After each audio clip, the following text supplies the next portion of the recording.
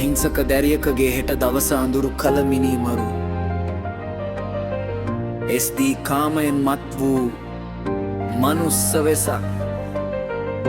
මව්පදවිය දූෂණය කළ ඒ තූර මවගේ දෑස කඳුලක් නොවෙයි ගලේ ගැසූ ඒ හදවත කොතරම් නකුරුද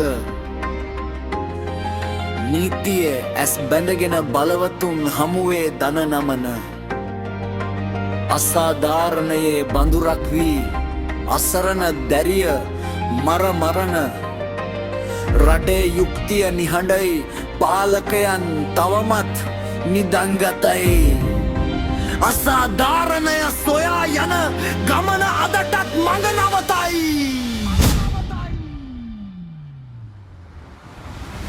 අනේ දැරියගේ දනාව කවුද දැනගන්නේ යුක්තියේ තරදිය කොහෙද අදටත් තිබෙන්නේ කෙලසද මේ සමාජය අද නිදැල්ල හුස්ම ගන්නේ අසාධාරණයට එරෙහිව කවුද අද නැගි සිටින්නේ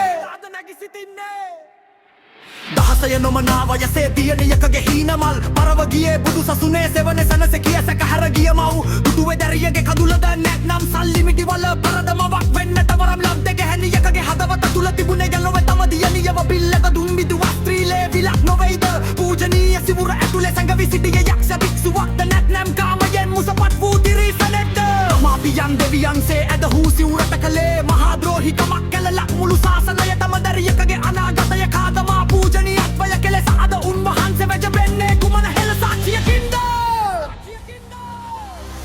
අහෝ අපේ රටේ යුක්තියේ පාලම කොතරම් දුර්වලද බලවතුන් හමුවේ නීතිය නමා දෙන සාමාන්‍ය මිනිසාට එක නීතියකුත් බලවතාට තවත් නීතියකුත් මේකද අපේ රටේ සදාචාරය සහ යුක්තිය ඉටුවන සැටි වින්දිත දැරිය අද අඳුරු කාමරයක තනිවී හඬද්දී අපරාධකරුවෝ අප පිට නිදැල්ලේ යනවා දැක මුළු රටම නිහඬයි සත්‍යයක් යුක්තියක් අද දැනක් නැති වෙලා